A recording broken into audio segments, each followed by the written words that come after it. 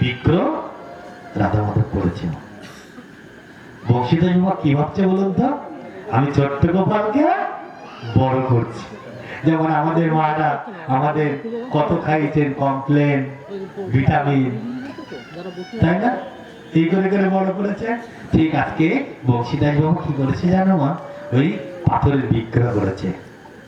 বংশীদাস বাবার 100 বছরের বেশি বয়স হয়ে গেছে। তো মালা গেঁথে গেঁথে তো বংশীদাস বাবা ছোট্ট গোপালকে ভরাতো। আর এখন কত বড় হয়েছে? 5 ফিট। তো যখন বয়স হয়ে যায়, 100 বছর পেরিয়ে যায়, মেরুদণ্ডটা তো কুঁজে হয়ে যায় না, সোজা তার করা যায় না। তো গোপালের তো আগে বসে বলে দিত, এখন তার পারছে না। তাই বংশীদাস বাবা কি করেছে? মালাটা নিয়ে চেষ্টা করছে দিবে, কিন্তু পাচ্ছে না। তখন বলছে, মাধব সে ছোট্টটি ছিলে, তুমি ছোট্টটি ছিলে, খাইয়ে খাইয়ে দাঁড়িয়ে দাঁড়িয়ে ভিক্ষা করে আজকে এত বড় করেছি। তুমি পিতার কষ্ট বোঝো না, আমি মাথা উঁচু করতে পারছি না, গলাটা নিচে করতে পারছি, কি হয়?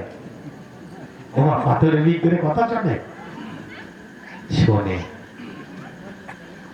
রঘুনন্দন খেয়ে মুকুন্দ ছিল, রঘুনন্দন পাথরের গোপীনাথকে খাইয়েছিল না, ওদিকে যাচ্ছি না, মনে পড়ছে শুধু।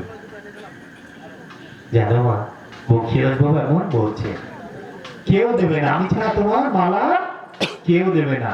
তুমি যখন ঘাড়টা নিচে করলে না, তোমাকে এত বড়, তুমি খুব বড় হয়ে গেছো। সে ছোট্ট ছিলে, এখন তুমি অনেক বড় হয়ে গেছো। দেখি কে মালা দেয়। মালাটা নিয়ে ফিরে যাচ্ছে।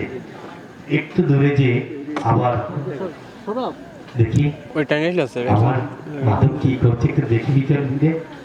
পিছন দিকে যখন তাকিয়েছে মা, জানো ওই পাথরের বিগ্রহ মাধব চিন্তা করছে, তাই তো এই জগতে আমাকে যে ভজনা করে, ভক্তের মনোবাসনা যদি পূর্ণ নয়, তাহলে তো সবাই বলবে তুমি কেমন ভজনা করো, না এ হতে পারে না। আর বাবা তো আমাকে সন্তান জ্ঞানে বলছে, তুমি মাথা নিচে করতে পারো না, না বাবাকে দিয়ে দেবো না।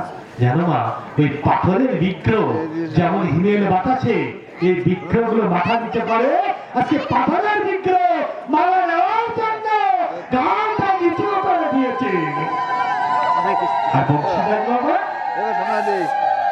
বলছি, এই তো এতদিন পরে পিতার কষ্ট তুমি বুঝতে শিখেছো, এই তো এই নারে তুমি আমার ছেলে।